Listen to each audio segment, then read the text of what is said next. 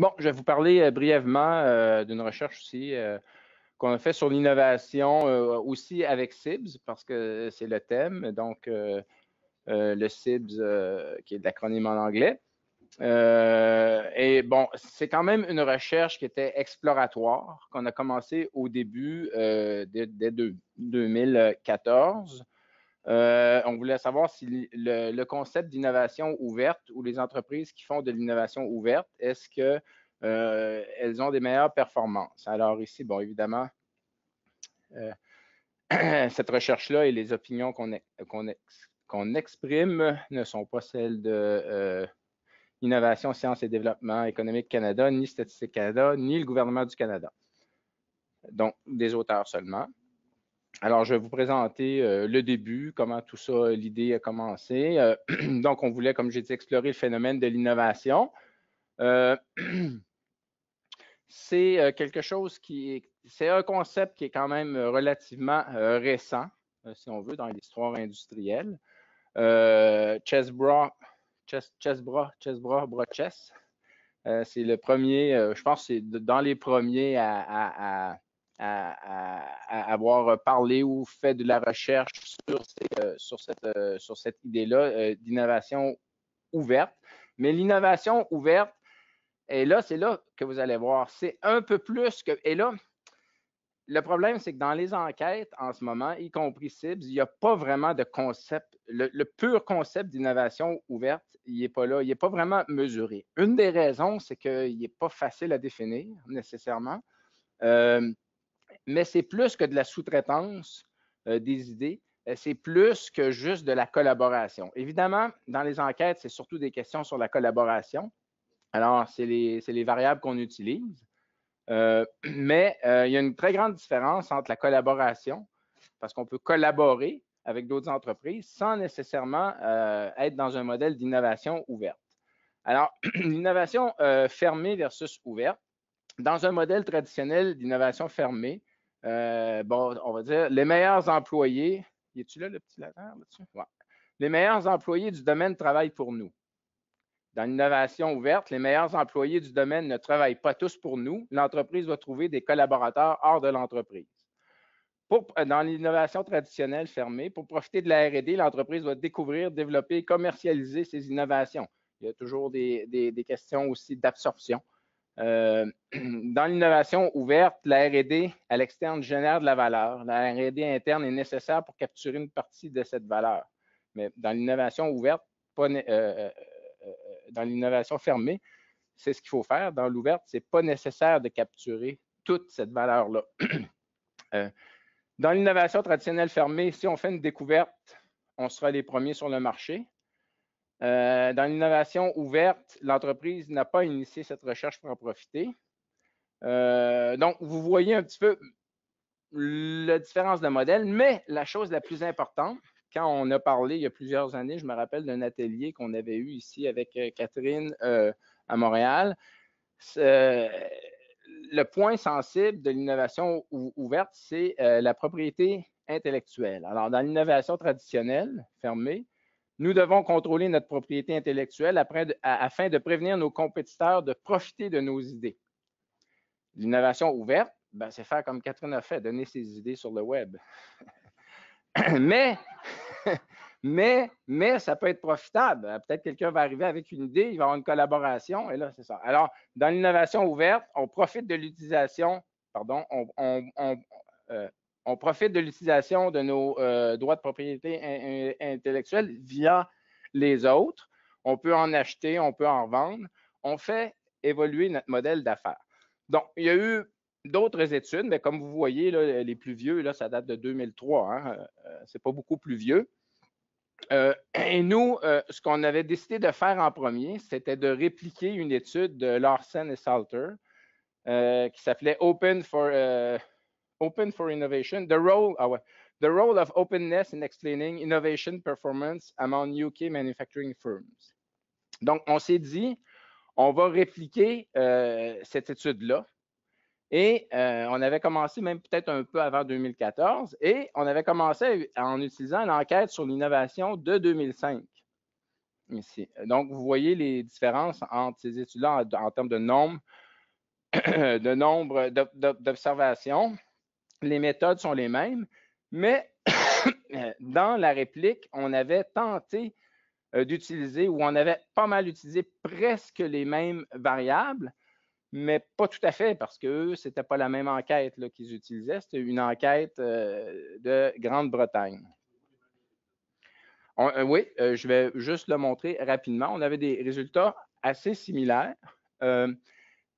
Pour faire la petite histoire, c'est que, bon, à un moment donné, ce qu'on s'est aperçu, et vous allez voir pourquoi, c'est que dans le choix des variables, à partir de ces enquêtes-là, de ce type d'enquête qui étaient des enquêtes vraiment plutôt classiques, il y avait beaucoup de corrélations entre plusieurs variables.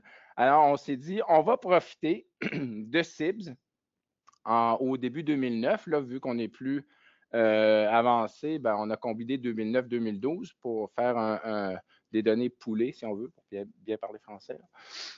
Alors, ça, c'était l'exemple. Par exemple, ça, c'était, vous voyez plus ou moins, là, mais ça, c'est un exemple de l'enquête sur l'innovation 2005. Alors, les concepts de Larson et Salter, c'était d'utiliser ce qu'ils appelaient le breadth depth, c'est-à-dire la variété de collaboration et aussi la profondeur des collaborations. C'était leurs deux plus importantes variables qu'on a répliquées. Comment ils calculaient? C'est que, bon, il y a des questions disant, bon, ben, c'était des échelles de Likert, hein, le degré d'importance, comme j'en parlais plus tôt. Bon, il y avait ne s'applique pas, il y avait faible, moyen et élevé.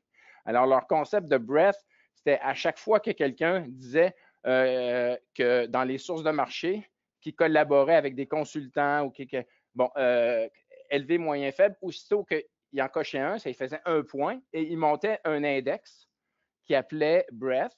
Depth, ben, c'était aussi un index, mais il fallait que la personne ait répondu élevé. Alors, oui, c'est élevé, les sources institutionnelles, collaboration avec les universitaires, c'est élevé. Donc là, évidemment, il y avait une autre définition que quand il enlevait cette variable-là, il utilisait une autre variable qui était, si on veut, la profondeur de la collaboration, parce que c'était avec des fournisseurs, et une dimension géographique. Le problème avec ça, c'est que c'est très corrélé. On a regardé avec Catherine, là, il y a des corrélations des fois de 0,7, 0,8 dans la même régression. Évidemment, on introduit une multicollinarité. Et dans les résultats, dans les résultats, oui, on obtenait sensiblement, ici, c'était Larson-Salter. Ici, ça, c'est ce que nous, on avait obtenu. Donc, vous voyez ces affaires de breadth. Bon, breadth 2, c'est O au carré. On avait nos tailles de paramètres étaient différentes, ce qui est normal, c'est pas la même base de données. Mais les signes et la significativité étaient sensiblement les mêmes. Sauf que nous, il y a des variables qu'on n'avait pas. GeoMarket, qui était le marché géographique. Nous, on avait des variables de géographie. Lui, il n'en avait pas, mais il y avait GeoMarket. Nous,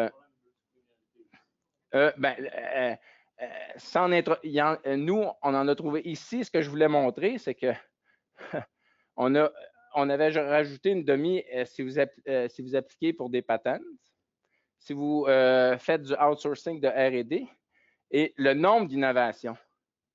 Ben, c'est clair qu'avec le niveau de significativité ici, c'est toutes des variables qu'eux n'avaient pas ici. Ah, c'est clair qu'il y a un problème de variables omises. C'est clair que leur résultat ici, à mon avis, c'était invalide. Et pourtant, là, c'est une étude qui a été citée là, à profusion. Plein de gens se sont fondés sur ça. Moi, en tout cas, nous, on a trouvé qu'il y avait des problèmes économétriques sérieux à cette étude-là. Donc, on a un peu tout mis ça aux poubelles un peu et on a recommencé avec CIBS.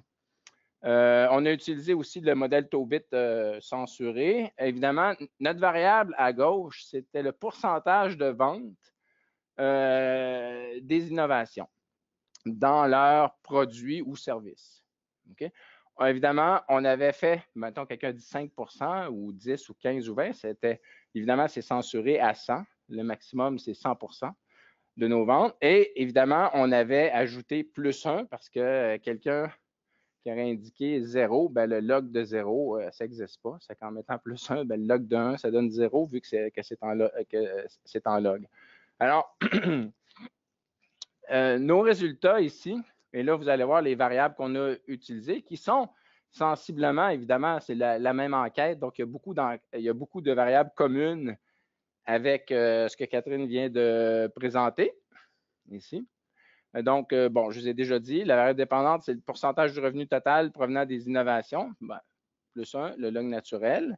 On a contrôlé, évidemment, pour les secteurs, mais pas avec. Donc, on s'est servi des NAICS pour voir est-ce que les entreprises sont plutôt. Est-ce que c'est des entreprises qui ont des rendements d'échelle et qui sont plutôt. Qui ont un focus sur le travail? Est-ce qu'ils étaient spécialisés ou resource-based, c'est-à-dire sur des ressources? C'est une autre façon de contrôler pour les industries. Et on avait aussi, évidemment, donc les services là-dedans. Science-oriented, les entreprises qui sont orientées sur des marchés scientifiques. Et on avait ajouté aussi une dimension géographique. Là encore, on a fait beaucoup de régressions, beaucoup de choses, et les résultats sont assez similaires. Comme vous pouvez voir, on a beaucoup de variables. Puis là, ici, ben, il était en anglais parce que je n'ai pas traduit le nom des variables. Mais on avait beaucoup de variables non significatives. Alors, tout ce qui est là, c'est non significatif. C'est-à-dire que la stratégie de firme basée sur les bas prix, ça n'explique pas le pourcentage des ventes des innovations ou pas, ce qui est un peu normal. Donc, je ne passerai pas à travers chaque variable là, qui est là. On peut regarder celle qui était significative. Vous allez remarquer que dans le résultat de Lawson-Salter, le log de l'emploi ici était significatif et positif. Nous, on avait du négatif avec l'enquête sur l'innovation de 2005, faiblement significatif. Par contre, quand on utilise CIBS 2009-2012 et les poulets, c'est une des variables les plus fortes. Là. Ça ne bouge pas à travers vous mettez ce que vous voulez dans la régression. Ça va être fortement significativement négatif. Donc, ça, c'est un contrôle pour la taille de l'entreprise.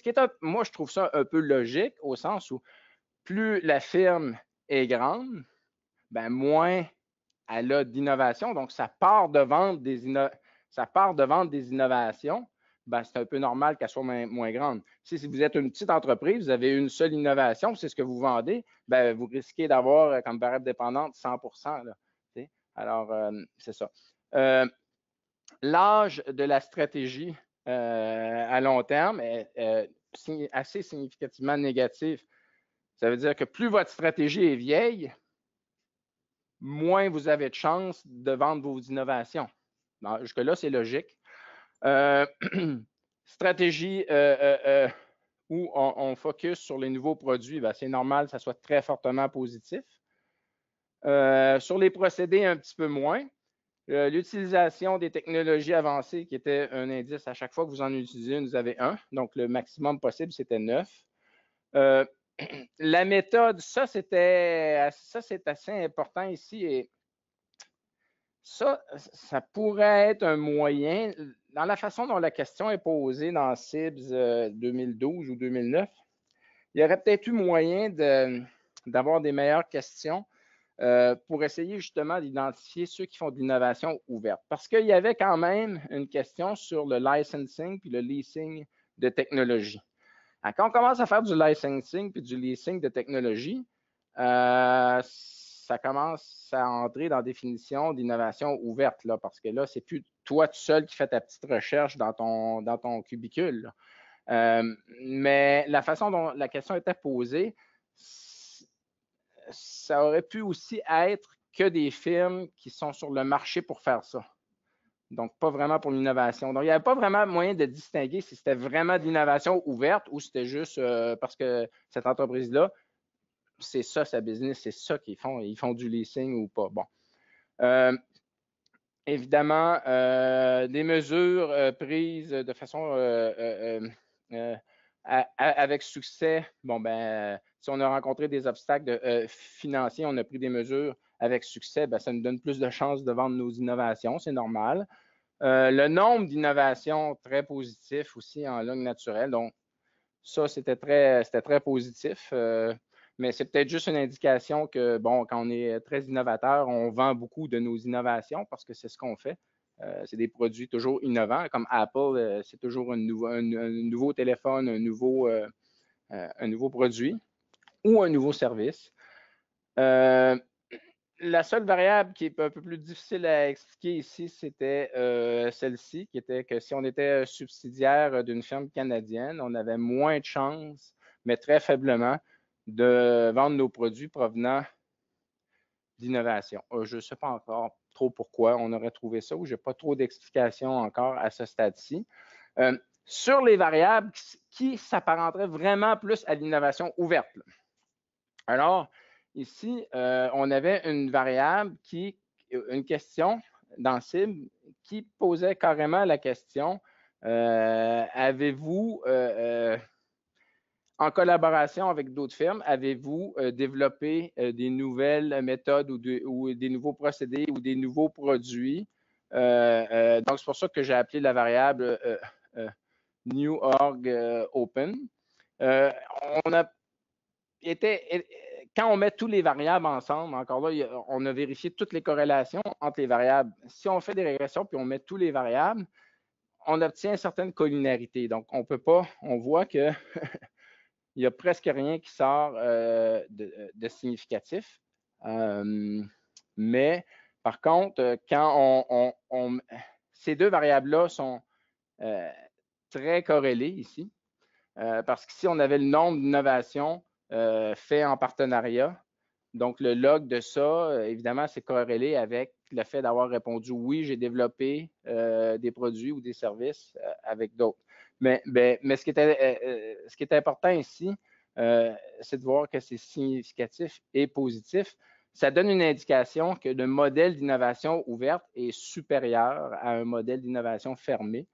Et voilà. Et si on avait demandé ici, c'était des variables muettes, là, des demi.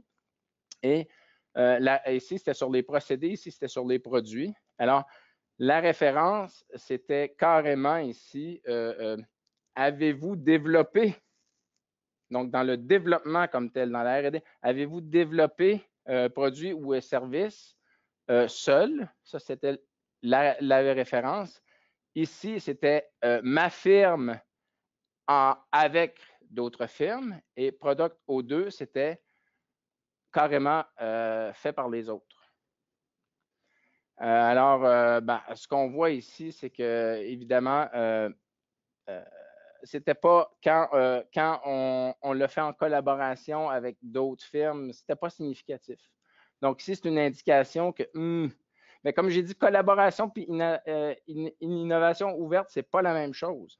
Alors ici, la variable de collaboration ne ressortait pas comme telle. Par contre, si c'est carrément une autre firme, alors là, l'impact était significativement très négatif. Puis c'était comme ça. Là. Je vous en ai montré juste deux là, régressions, mais on en a là. On en a à vendre, pas de problème.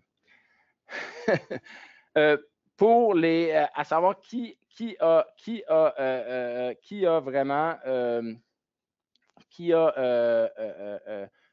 est-ce que c'est seulement ma firme ou d'autres firmes ou en collaboration avec d'autres sur les innovations de procédés? Ben, ça ne sortait pas vraiment significatif ici. Alors, ce que je voulais dire en conclusion, je fais ça très court, l'innovation ouverte, c'est encore un concept peu utilisé par les firmes. Je me rappelle encore de l'exemple qui avait été donné il y a plusieurs années. Il y avait une firme qui était C2MI, je pense, à Saint-Bruno ou c'était en Montérégie, où là,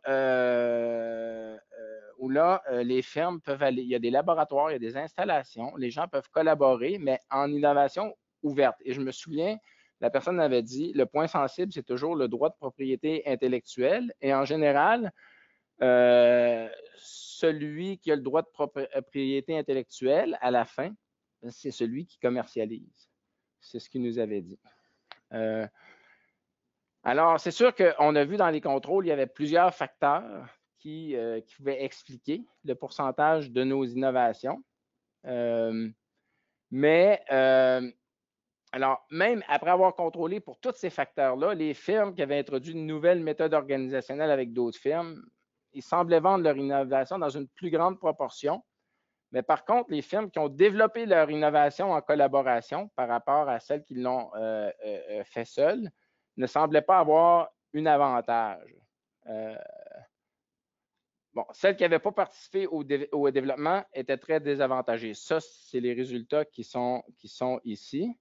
Alors que, oups, je me trompe, alors que les firmes qui avaient introduit de nouvelles méthodes organisationnelles avec d'autres firmes, ça, c'était sur l'introduction ici de méthodes. Alors là, ça semblait avoir un impact. Comme j'ai dit, l'innovation ouverte, c'est une forme de collaboration. Toutefois, le fait de collaborer n'indique pas nécessairement qu'on a vraiment un modèle d'innovation ouverte. Puis idéalement, et là, je ne sais pas comment on pourrait faire ça, parce que je ne pense pas que puis là, ben, Louise, sûrement, ce sera une bonne discussion à avoir, c'est que je ne pense pas que juste poser la question, êtes-vous dans un modèle de collaboration ouverte, oui, non, même en donnant une définition, de dire, je ne pense pas que il faudrait avoir une autre méthode de mesurer ce type de collaboration-là. Je ne sais pas encore comment on pourrait faire ça éventuellement, parce que pardon? Il y a plein de questionnaires testés, puis qu'est-ce que ça a donné? OK. OK. Ben, je pense que l'autre problème aussi, c'est que ce n'est pas nécessairement un modèle qui s'applique à tous les secteurs. Les gens de C2MI, c'était dans le secteur de fabrication, c'était dans l'encapsulage, je pense, de semi-conducteurs ou des trucs de microprocesseurs ou de trucs comme ça. Donc, ce n'est pas un modèle qui est encore très, très, très répandu, mais de plus en plus. C'est un modèle, quand on l'observe, il a l'air de vraiment bien fonctionner. Mais c'est ça, c'est d'avoir des enquêtes peut-être qui nous permettraient de mesurer cet effet-là. Parce que dans notre recherche, ce qu'on mesure plus, c'est plus la collaboration, pas nécessairement l'innovation ouverte de façon pure. Alors, c'est ça.